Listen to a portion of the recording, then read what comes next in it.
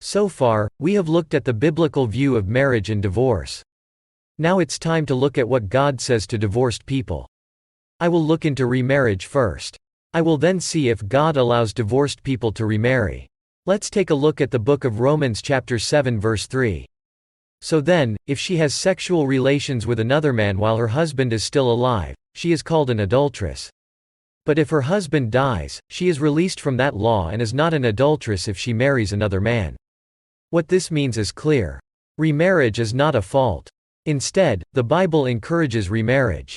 In Timothy 5:14, the Apostle Paul says this, "So I counsel younger widows to marry, to have children, to manage their homes, and to give the enemy no opportunity for slander." Let me explain the background of this word. Paul knew that young widows are prone to be tempted and slandered if they do not remarry. Also, taking care of the widow could burden the church. That's why Paul gave the church this guideline. Paul doesn't call remarriage a sin but instead encourages remarriage.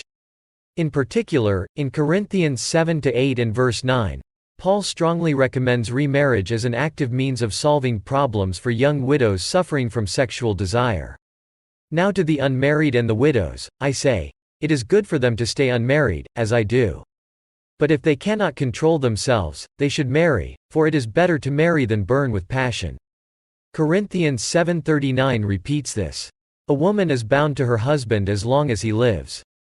But if her husband dies, she is free to marry anyone she wishes, but he must belong to the Lord. Like this, the Bible thought in favor of remarriage. However, when it comes to the divorce and remarriage of Christians, the modern church is opposed. Some churches have banned the appointment of remarried men as church deacons or elders. But it's not biblical. The reason why they think so is that they misinterpreted the Bible. The church that recommends remarriage of widowed Christians could not have prohibited the appointment of remarried people as deacons or elders. Paul wasn't interested in how many times a butler or elder would get married. I was just interested in how many wives he currently has. In the Old Testament, polygamy was allowed. The New Year's age wouldn't have gone away. Jewish polygamy existed until the 11th century. Therefore, a polygamous person could also become a member of the church. But they couldn't be a butler or an elder.